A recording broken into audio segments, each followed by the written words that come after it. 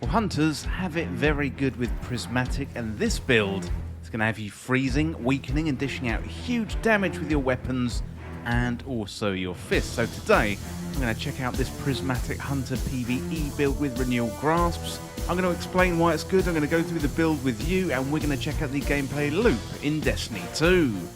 But if you enjoy this video and find it useful, don't forget to hit that subscribe button down below for even more Destiny 2 content. Okay, first of all, why this build is good. So this is a great Hunter PVE build, given the combination of elements and buffs and debuffs we're applying to enemies.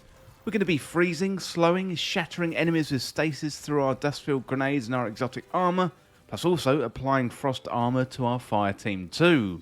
We're going to be radiant, increasing our damage output from our weapons by 25%. We're also going to be weakening and suppressing enemies with our super and then going invisible to help us get out of danger, all the while dodging and punching enemies for huge damage. Okay, let's have a look at the build, and first of all we're going to start with the subclass, and that of course is Prismatic. First of all, with the super I'm using Shadow Shot Deadfall, and then for my melee I'm using the Combination Blow. So defeating targets with this ability also fully refills your class ability energy and restores a small amount of health. For the grenade, I'm using a dust-filled grenade, so a grenade that shatters on impact, leaving behind a field that slows and freezes those who do not leave the volume.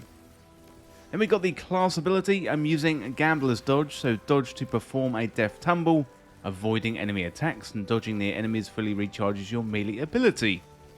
For my aspects, I'm using Stylish Executioner, so defeating a weakened, suppressed or volatile target grants invisibility and true sight. After performing a Stylish Execution, your next melee attack while invisible weakens targets. I'm also using Winter's Shroud, so dodging slows nearby targets and slowing targets briefly increases your class ability regeneration.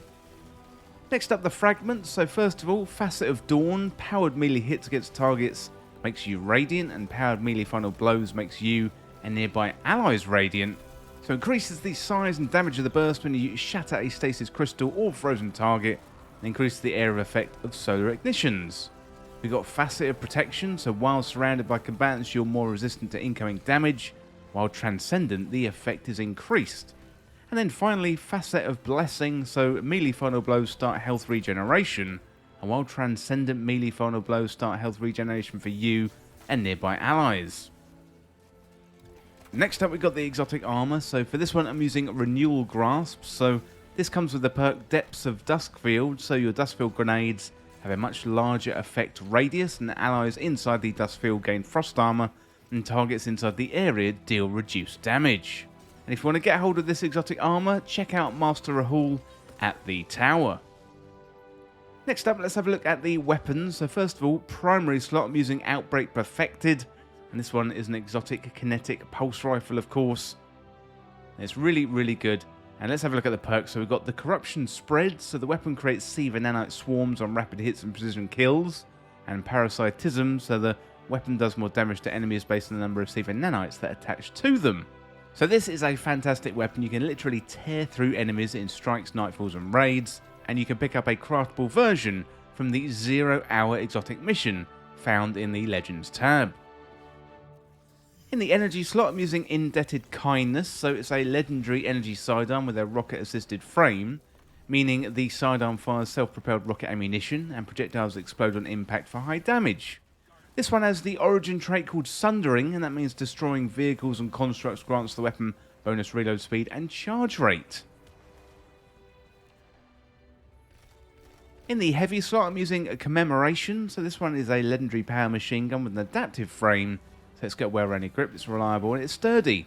For PvE content, I'd recommend Reconstruction and Rampage. That is a very, very good role.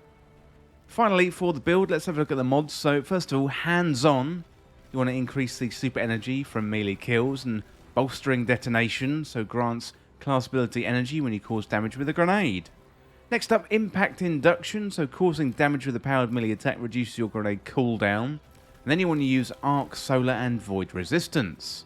Also, kinetic weapon surge, so you get a small amount of damage bonus to kinetic weapons when you have an armor charge. And time dilation, so your decaying armor charge has a longer duration and Bomber as well, so reduce grenade cooldown when you use your class ability.